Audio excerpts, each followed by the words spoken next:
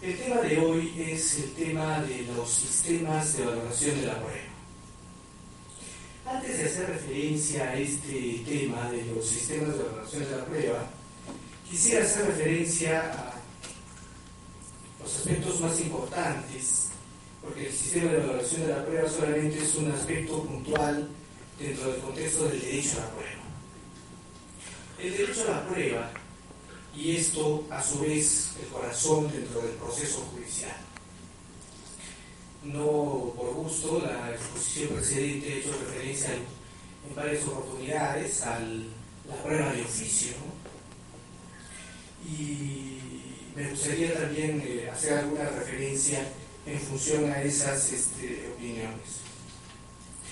Lo más importante para el justiciable no es tanto los sistemas de valoración de la prueba, sino que se piense antes que los sistemas de valoración de la prueba en el derecho a la prueba. El justiciable debe gozar en un proceso judicial de todas las garantías que le permita aportar todos los elementos de prueba para que pueda llevar al juez a la convicción de un hecho determinado. Quiere decir que el justiciable en un proceso debe tener una amplia posibilidad de ofrecer pruebas en varias oportunidades en el proceso.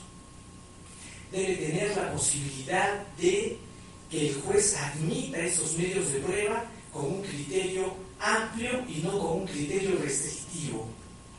Debe tener el justiciable en el proceso la posibilidad de que la situación por la cual una prueba judicial pueda ser desestimada constituya realmente una excepción, porque la parte en el proceso judicial se defiende probando, y si nosotros en el proceso judicial hacemos referencia o cocinamos disposiciones legales que restringen ese derecho de la prueba, que posibilitan el derecho a ofrecer la prueba solamente a oportunidades muy concretamente determinadas y consecuentemente limitativas, en el fondo lo que estamos haciendo es impedir el ejercicio del derecho de defensa de las partes.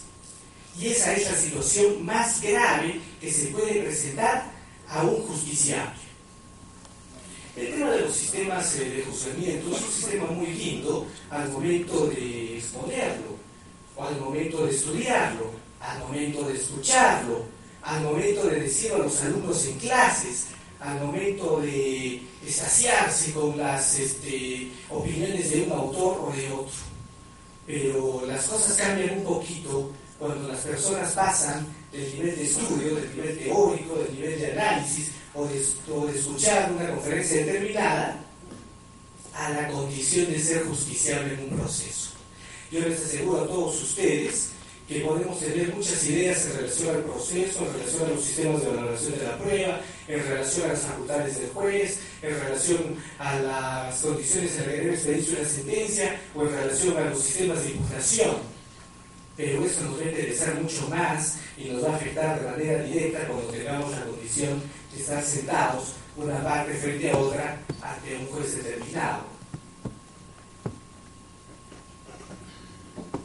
Y cuando esa situación se presenta, entonces nos ponemos a pensar seriamente en un librito que lo tenemos siempre presente y que se llama Constitución Política del Perú.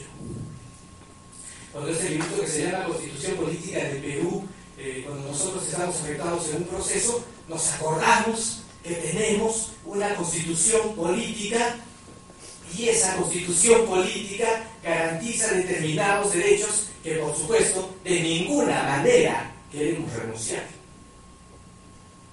Este aspecto tiene perfecta vinculación con el derecho a la prueba. Tenemos derecho a la prueba, no solamente a la carga de la prueba, la oportunidad de la prueba, la posibilidad de la prueba, la impugnación de la prueba.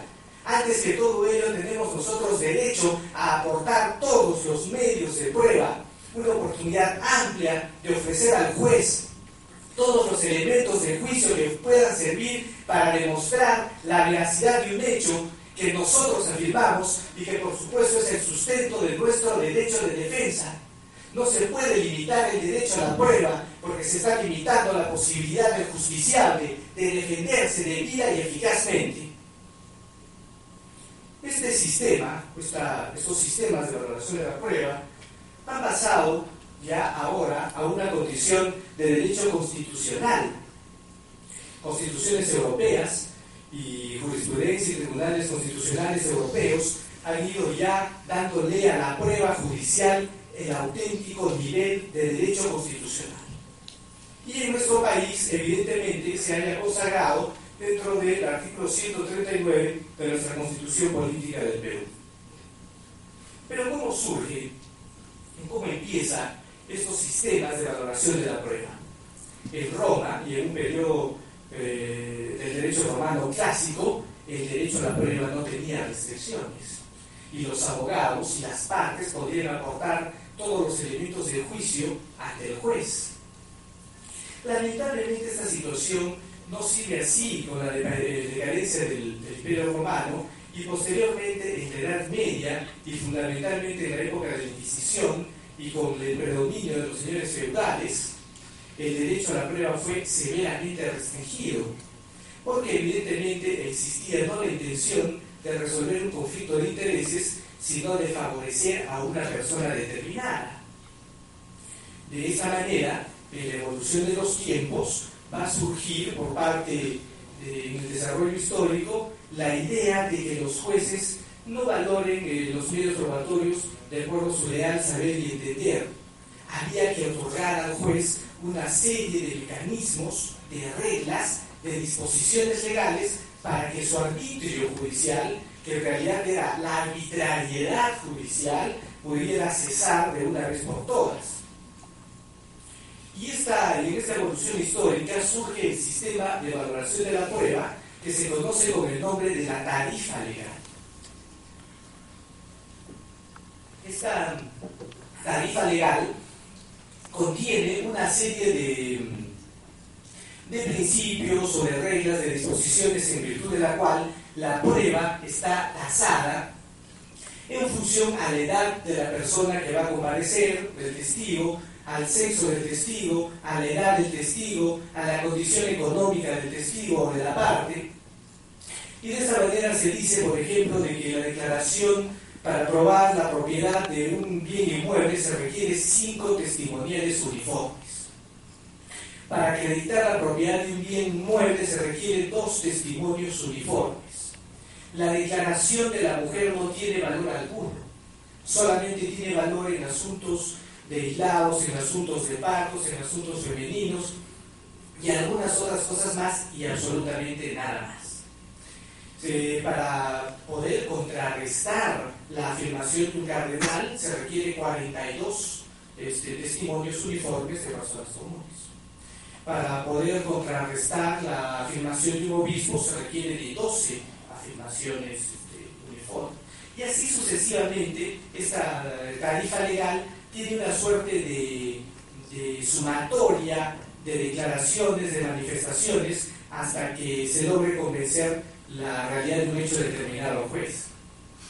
Pero, ¿fue mala este sistema de tarifa legal? El sistema de tarifa legal quería, como les vuelvo a repetir, contrarrestar la situación de absoluta injusticia que se vivía en los tiempos precedentes y consecuentemente constituye un avance dentro del desarrollo de la prueba judicial. Posteriormente tenemos el sistema de la sana crítica judicial o apreciación judicial razonada de los jueces. Este sistema de la sana crítica judicial implica que el juez va a razonar con criterio, con gran objetividad, con gran imparcialidad, va a valorar cada hecho consecuentemente en función a los medios de prueba que se presenten y podrá y deberá mejor dar una razón y una justificación de las decisiones que asumen el proceso para que las partes a su vez puedan impugnar debidamente las valoraciones que tiene el juez dentro de esta sana crítica judicial. Pero ¿cómo nos fue a nosotros dentro del desarrollo histórico?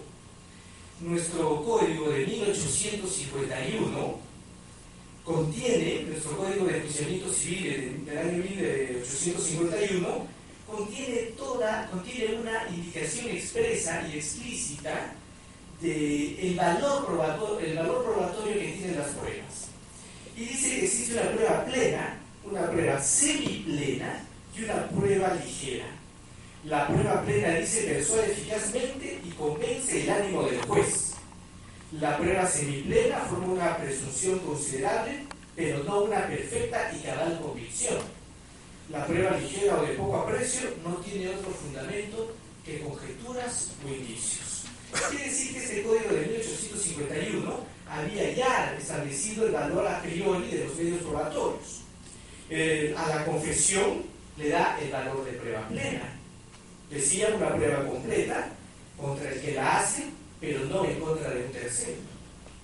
En cuanto a los peritos, indica que el dictamen del jurado, asertivo y conforme a los peritos facultativos en su respectivo arte o profesión, hacen plena prueba del hecho afirmado. Los documentos públicos igualmente hacen prueba plena y son exequibles sin previa verificación. También indica que no prueba en juicio un instrumento que en la parte esencial está roto, está raído o está alterado de alguna manera. A la fama pública o a la voz general en relación a un hecho determinado le otorga un valor probatorio semipleno. Nuestro Código de Procedimientos Civiles de 1912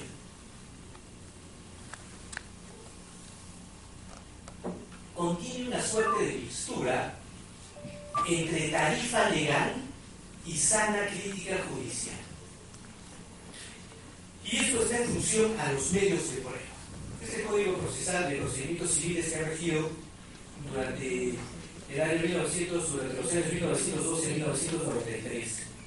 La confesión, así denominada ahora declaración de parte, sea expresa y prestada en contra de los intereses del absolvente, constituye prueba plena. La declaración judicial ficta, esto es, cuando debidamente emplazado y notificado la persona a prestar la declaración de parte no se presenta, constituiría también prueba plena. La inspección judicial, dice el Código de Procedimientos Civiles de 1912, constituye una prueba plena de aquellos hechos que el juez ha presenciado y son el resultado de su observación directa. Los instrumentos privados no reconocidos, decía una expresión un poco muy inconsistente, tendrán el valor que les asigne el prudente arbitrio del juez. Quería decir que tendrán el valor que el juez le dé en función a su apreciación razonada. Y es que de manera precisa y concreta establece que la prueba de declaración de testigos y la prueba pericial sí constituyen pruebas que el juez no podía asumir que constituían prueba plena. La declaración de testigos y la prueba pericial debían ser explicadas por el juez y hacer conocer en su decisión final, en su sentencia, las razones que tenía para darles el mérito determinado que les iba a dar. Consecuentemente, ahí estamos ante una suerte de sana apreciación o de crítica judicial de la prueba. Surge la inquietud entonces, en nuestro país se afirma que este código de 1912 ya queda desfasado, que este sistema de dar a algunos medios de prueba un valor pleno, declaración de parte, llamada confesión, inspección judicial sobre lo que el juez verificaba directamente, y a la prueba instrumental pública darle mérito probatorio pleno, y solamente dejar a criterio del juez apreciación razonada, o sea, la crítica judicial, dos pruebas como es la declaración de testigos y la prueba pericial, no era lo más acertado. Por esta razón es que el año de 1993 surge en nuestro país un nuevo código, por supuesto muy alabado, es el código del tercer milenio, es el código que nos ha trasladado de la instrucción primaria a la enseñanza superior, es el código de la técnica de la larga procesal, pero por supuesto este es un código alabado por las personas que lo hicieron, no por las que no lo hicieron. Quien lo alaba es Walter Peirano, el papá ideológico de Monroy Galvez, y el que lo alaba es Monroy Galvez. el papá de la criatura. Es como que me digan a mí si mi hijo es feo. ¿Cómo va a ser feo, por favor? ¿Cómo no va a ser inteligente mi hijo? Que todos los medios probatorios serán apreciados de manera conjunta y razonada. Todos los medios probatorios serán apreciados de manera conjunta y razonada. Eso quiere decir que para el Código Procesal Civil de 1993 no existe ningún medio de prueba que tenga un valor que prevalezca sobre el otro. Y si nosotros nos ponemos a estudiar uno a uno los artículos que regulan los medios probatorios en el Código Procesal Civil, y especialmente los medios probatorios típicos, vamos a advertir que ninguno de ellos dice cómo se valora. Supongo porque la disposición genérica dijo que se apreciaban de manera conjunta y razonada. En el caso de los instrumentos públicos, dice que son instrumentos públicos, tal cosa, ¿no? Y la copia de los instrumentos públicos tiene el mismo valor que el original. Pero no dice cuál es la prueba que tiene el original. Nosotros nos ponemos a pensar entonces si es que realmente es acertada esta situación. Es acertado pensar de que el Código ha podido considerar que todos los medios probatorios no tienen un valor preeminente el uno sobre el otro. ¿Podrá ser esto acertado? Nosotros podremos desconocer las disposiciones sobre la ley del notariado y sobre los instrumentos públicos. ¿Acaso no es cierto de que un instrumento público da fe del acto que es llevado a cabo frente a un notario determinado en el ejercicio de sus atribuciones? ¿Acaso no podemos dar fe plena de un instrumento público otorgado por cualquier otro funcionario judicial, cualquier otro funcionario del Estado, conforme a sus atribuciones? ¿Podrá un juez en un proceso judicial negar el valor de una partida de nacimiento, de una partida de matrimonio o de una escritura pública determinada porque ese medio probatorio debe ser valorado de manera conjunta con los demás y entonces entrar a una suerte de valorarlo con la declaración de testigos o con la inspección judicial? Evidentemente no. Y evidentemente no va a ser así, y eso tampoco es así, porque existe un orden legal y no solamente un código procesal, existe un sistema jurídico determinado que no podemos desconocer.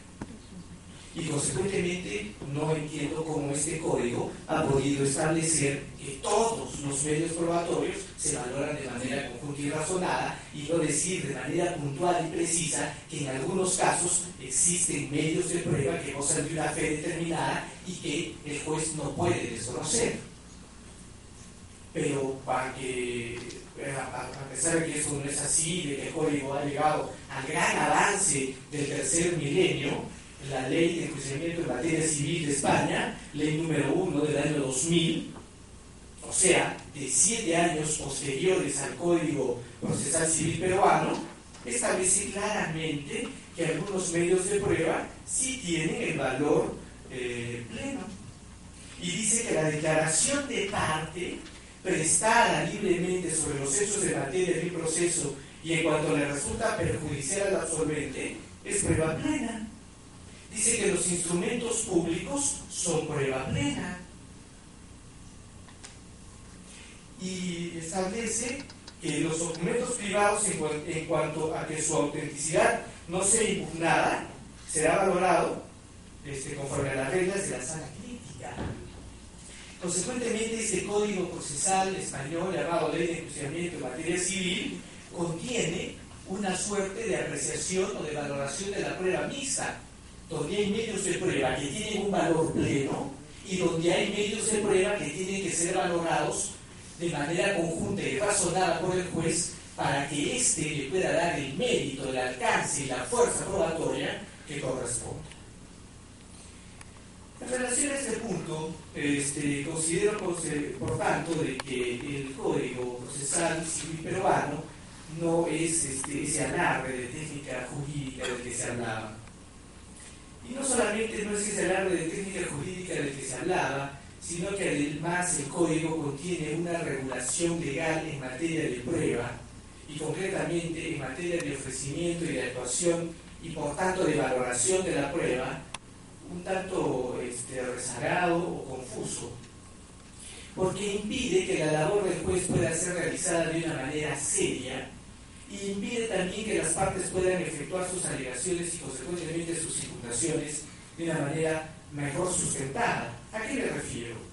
Me refiero a lo siguiente: como hace muchos años atrás, como hace 50 años atrás o como hace 100 años atrás, las demandas en el Perú se redactan mencionando los hechos, se hace una referencia a la prueba judicial que se ofrece en relación al medio probatorio.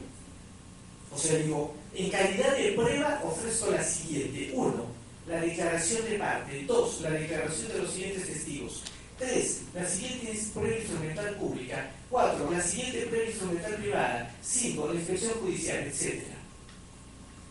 Esta forma de ofrecer los medios probatorios es una forma incorrecta, y la forma de actuación de los medios probatorios también, porque el código ha establecido de que los medios probatorios se van a actuar en un orden determinado, y primero los del demandante y después los del demandado. Y ese orden de actuación de los medios probatorios no es sino que primero se actúa la inspección judicial, después la prueba pericial, después de las diligencias de exhibición y reconocimiento, finalmente las declaraciones de parte como última prueba, y no puede actuarse la declaración de parte si es que antes no se han agotado todos los demás medios probatorios ofrecidos por las partes. Teniendo en cuenta esa forma de ofrecer la prueba y esta forma de actuar la prueba, el juez se encuentra en una situación sumamente difícil al momento de valorar la prueba. ¿Por qué? Porque tendrá que extraer de la declaración de parte todos los elementos controvertidos o los puntos controvertidos en el proceso. Tendrá que extraer de la pregunta 2, de la 4, de la 6, para establecer un hecho controvertido. Para establecer el segundo hecho controvertido, también deberá volver a leer esa declaración de la parte, las preguntas 3, 5, 7. Y así de cada uno de los medios probatorios deberá ir extrayendo las partes pertinentes para ir resolviendo los puntos controvertidos. Cuando resultaba mucho más conveniente regular la prueba judicial en el sentido de que la parte demandante o demandada ofrezca la prueba en función a los hechos determinantes y claves de su pretensión. Para poner un ejemplo muy sencillo, en un proceso de divorcio por la causal de abandono injustificado del hogar conyugal, tendría que decir: ofrezco para probar la existencia del vínculo matrimonial tal prueba, para probar la existencia del domicilio conyugal tal prueba, o tales medios de prueba, para probar el punto fundamental en el proceso de la existencia del abandono físico, económico y moral que ha efectuado el cónyuge demandado, ofrezco los siguientes medios de prueba: documental, pericial, inspección judicial. Para probar el elemento subjetivo, que es el ánimo del cónyuge de abandonar la casa, ofrezco la declaración de parte y la declaración de testigos. Para probar el tiempo del abandono, ofrezco los siguientes medios de prueba. En este modo de ofrecer los medios de prueba, que debería guardar una relación de armonía con la actuación de los medios de prueba, el juez debería decir en la audiencia de prueba respectiva: solicito que la parte demandante actúe los medios de prueba destinados a acreditar la existencia de un vínculo conyugal. Y lo actúa. En este caso es muy sencillo, por supuesto, una partida del matrimonio. La parte demandada tiene que explorar algún medio y queda agotada todos los medios probatorios en relación a este punto.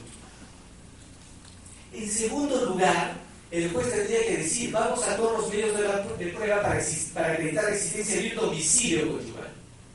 Primero el demandante y después el demandado, y todos los medios de prueba que quieran para ese hecho, y en el orden que las partes quieran, y así sucesivamente para el tercer hecho controvertido, para el cuarto hecho no necesariamente controvertido, que va a ser después, y hecho esencial de la demanda originariamente en el proceso para configurar la pretensión del acto.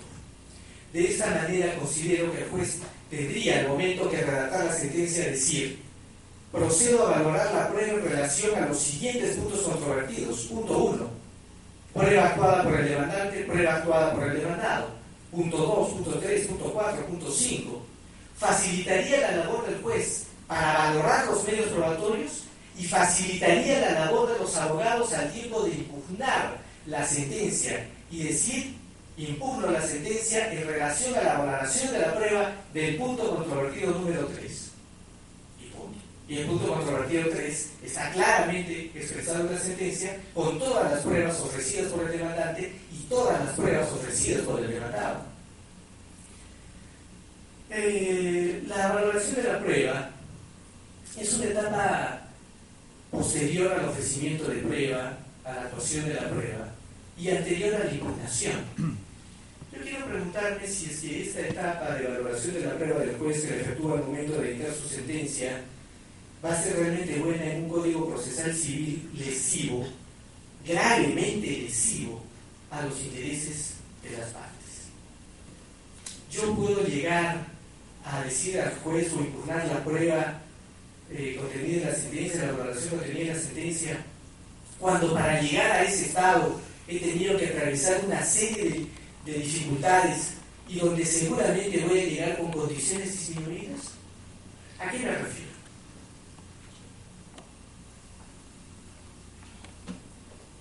Qué pena que el Código Procesal Civil actual haya regulado una etapa de ofrecimiento de la prueba con preclusiones tan limitativas al derecho de defensa. El demandante solamente tiene una oportunidad para ofrecer la prueba, que es en la demanda. Y el demandado solamente tiene una oportunidad para ofrecer la prueba, que es en la contestación de la demanda. Más allá de la prueba extraordinaria, de la prueba que pueda ofrecer por hechos sobrevinientes, hechos nuevos o conocidos con posterioridad, que son situaciones muy excepcionales, es lamentable para los justiciables en el proceso que solamente podamos ofrecer prueba en estos momentos. Nuestro famoso Código de Procedimientos de 1912 establecía que el término de prueba era de 3 días prorrogables, de 10 días prorrogables a 50. Y cuando se prorrogaba el término probatorio a 50 días, los 20 primeros días era para el ofrecimiento de prueba. En consecuencia, no se podía presentar la situación por la cual el justiciable no podía haber olvidado ofrecer un medio de prueba esencial, porque tenía un tiempo suficientemente amplio que le otorgaba la posibilidad de ofrecer esa prueba, lo que no sucede hoy. Yo trabajo en el consultorio jurídico gratuito de la Universidad Católica de Santa María. Y por supuesto trabajo en mi estudio como abogado independiente. Y cualquier estudio de abogados va a tener mucho cuidado al momento de ofrecer la prueba y que no se pase ninguno. Aún así se nos pasa. Y eso es muy grave. Porque el código no nos permite ofrecer una prueba. O el juez se encuentra con un problema grave. Desconozco la prueba que ha sido alcanzada extemporáneamente. Desconocido el mandato legal, o admito la prueba por un ánimo de justicia, pero ya estamos ante una situación irregular. Un estudio de abogados, cualquier persona muy laboriosa y preocupada de sus cosas va a ofrecer la prueba con mucho cuidado al momento de demandar. El demandado al momento de contestar tiene un plazo perentorio que se vence y si no consigue la prueba, la situación es fatal. Más aún en un código procesal civil que ha establecido plazos tan cortos como en el proceso sumarísimo para ofrecer la prueba y todos los medios de defensa. ¿Qué pasa en el consultorio jurídico con gente que es humilde, que es pobre, que muchísimas veces no ofrece todos los medios de prueba por su propia ignorancia, por la falta de capacidad económica? ¿En qué condición ha puesto ese código procesal civil a esta gente pobre en una condición de absoluta indefensión? Este código que busca la justicia ha lesionado gravemente el derecho de acceder a la justicia de la gente más pobre. Eso es lo que hay que decir, esa es la realidad.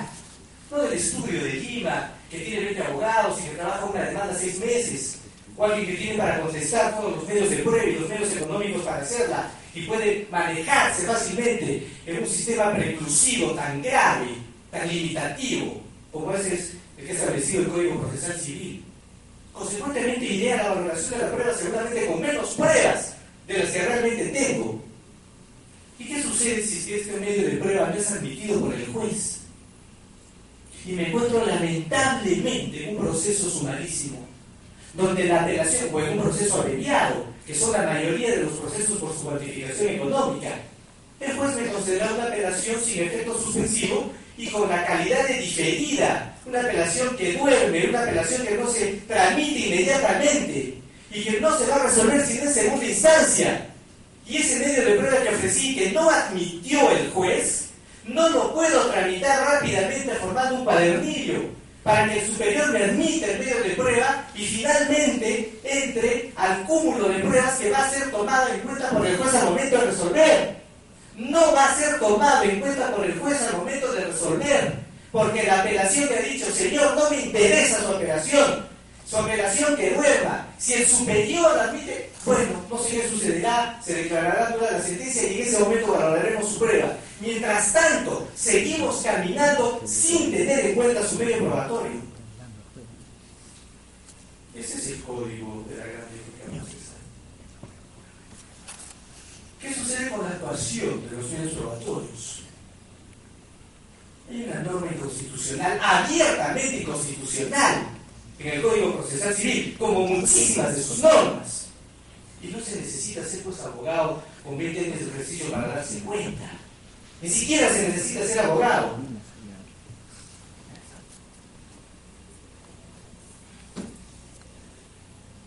Código establecido que la prueba actuada en un proceso judicial puede actuarse en otro. Se llama prueba trasladada. Pero para que se ofrezca este medio de prueba deberá haberse actuado con conocimiento de la parte que lo perjudica. Sin embargo, por una resolución debidamente motivada, el juez podría prescindir de este último requisito. ¿Qué quiere decir? Que el juez podría decir, bueno, yo motivo por la justicia, no sé si por la justicia de su causa que Dios defiende, no sé por cuál, que admito este medio de prueba donde no ha tenido oportunidad la parte contraria de impugnar, de controlar ni de revisar. ¡Qué lindo! Cuando lo digo desde aquí, frente a ustedes. Cuando esa persona esté en la condición de justiciable y diga, ¿sabe qué, señor? El juez ha admitido una prueba de la que no hemos intervenido, ni hemos impugnado, ni hemos controlado. ¿Y cómo la puede admitir? Por justicia, señor, por justicia. Si yo soy el justiciable, tengan la seguridad de que no me va a gustar, pero al margen de que no me guste es abiertamente inconstitucional, porque no se puede actuar en el proceso, no se puede hacer nada en el proceso si es que la parte contraria no puede revisar e impugnar todo acto procesal. De esta manera me voy a ir a la etapa procesal y valoración de la prueba, sin una prueba o varias, porque no pude ofrecer, con otras cuantas que presenté oportunamente pero que no me admitieron y cuya apelación no ha sido resuelta, con otros medios de prueba que no intervine yo y que el juez admitió por ánimo de justicia, por sentido de justicia, y en estas condiciones llego a la etapa de valoración de la prueba. ¿Qué me interesa la valoración de la prueba? ¿Qué provecho puedo sacar de este sistema de valoración de la prueba si finalmente esta prueba si llego en condiciones absolutamente disminuidas al momento de la sentencia ante el juez?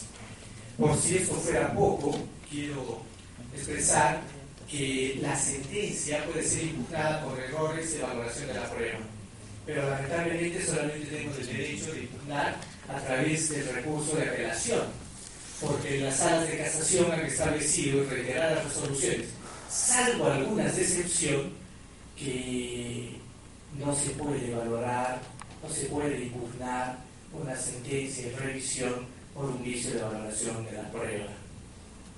Consecuentemente, mis posibilidades están siendo negadas gravemente. Hasta aquí algunas ideas en relación a estos sistemas de valoración de la prueba. Pero yo quería hacer alguna pequeña referencia. Seguramente van a surgir algunas preguntas, pero quisiera hacer referencia a algunos pequeños algunos pequeños artículos en relación a la inconstitucionalidad de este código. ¿Saben ustedes qué dice el Código Procesal Civil en relación al abandono?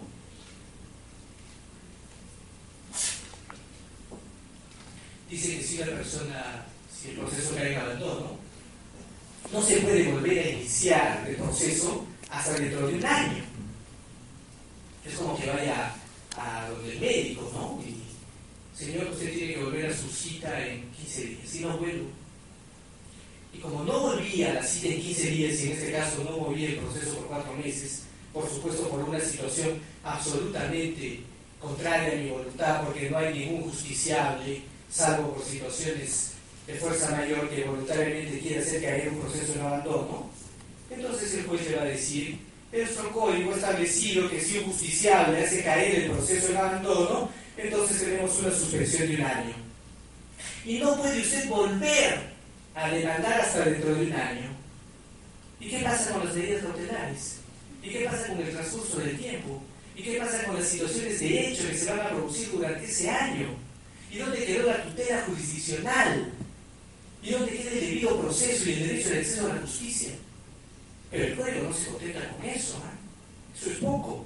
Porque si el proceso volviera a caer en abandono por segunda vez, entonces simplemente dice el código algo que no sé si los jueces aquí en Arequipa lo habrán resuelto alguna vez. El derecho sustantivo del justiciable se extingue y los títulos se cancelan. O sea que si interpongo una demanda de reivindicación y cayó por segunda vez el proceso por razones absolutamente contrarias a mi voluntad, porque no es lo lógico ni lo normal que un proceso caiga en abandono por interés del propio demandante, entonces se extingue el derecho. Nuestro Código Procesal Civil ha llegado al alcance de poder extinguir derechos sustantivos en función a un comportamiento procesal. Señores, díganme si esto no es inconstitucional. Entonces habrá que modificar todas las normas sustantivas que digan sobre extinción de derechos. El derecho a la propiedad se extingue, A, B, C, por abandono en segunda vez del proceso. El derecho al honor se extingue, por eso, también porque cayó en abandono un proceso. En relación a la prueba de oficio, el juez es un árbitro y como los partidos de fútbol tienen el poder de decisión, impone sanción, puede suspender el partido, puede expulsar, pone una tarjeta amarilla, dicta una medida para que se ejecute un tiro libre, lo que fuera. ¿A alguien se le ha ocurrido pensar que un árbitro en un partido de fútbol no tiene la dirección del partido de fútbol? Por supuesto que no. Y el juez, guardando por supuesto las diferencias, también es un árbitro. Pero a nadie se le puede ocurrir decir: bueno, demandante ofreció A, B y C, y demandado ofreció P, Q y R, y yo también ofrezco. Yo no sé si alguien puede pensar razonablemente que cuando el juez ordena, no ofrece, perdón, un medio de prueba, puede hacer cambiar o variar el sentido del proceso de lo que ya las partes han establecido como mecanismo de defensa. Y eso no se trata de ser garantista, ni de ser publicista, ni de ser autoritario. Esa es la regla que está establecida de la imparcialidad judicial absoluta en la Constitución Política del Perú.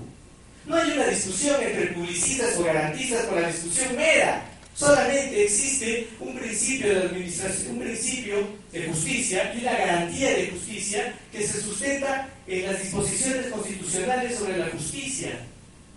Y nada más. Y dentro de esas se establece la absoluta imparcialidad de los jueces. El juez no puede entrar en situación de duda. No hay duda para los jueces dentro del término jurídico de duda en la prueba judicial. Porque la norma establece que si el demandante acredita los hechos que configuran su pretensión, el juez la para. Y si no la acredita, porque el juez tiene duda, no la acredita. Y consecuentemente la demanda es infundada. Y si yo estoy esperando que el demandante, como demandado en el proceso, acredite y no acredita con los medios de prueba, con sus testigos, con su prueba instrumental, y simplemente ha creado una duda en el juez, pero no lo ha convencido de la realidad del hecho, usado mi derecho para decirle, señor juez, usted está en una condición de duda porque el demandante no demostró fehaciente y claramente que tenía razón y no probó cada uno de los extremos de su pretensión. Y el derecho que establece el Código Procesal Civil es que usted declare infundada la demanda. Ese es el derecho del demandado.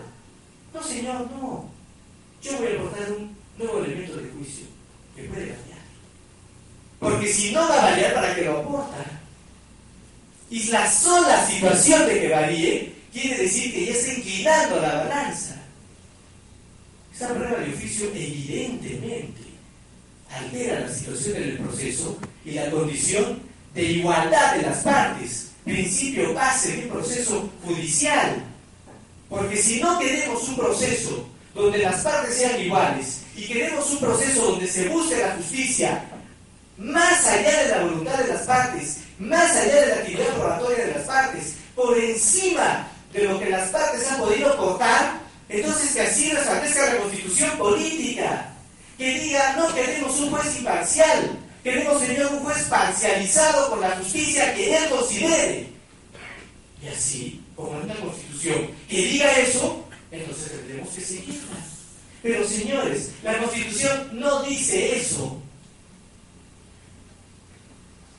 Yo no quiero aburrirlos, no quiero entrar más detalles sobre una discusión que lleva mucho tiempo. Y por último quiero manifestar el respeto que tengo por las ideas contrarias, que las respeto pero con la misma vehemencia y con el mismo derecho las combato. Solamente quiero terminar diciendo que es muy fácil hablar del proceso, pero cuando una persona se encuentra en condición de justiciable, les aseguro que no va a pensar en el juez imparcial. Les aseguro que no le va a gustar una ley que diga que el abandono hace que no pueda volver a iniciar nunca más un proceso. Muchas gracias.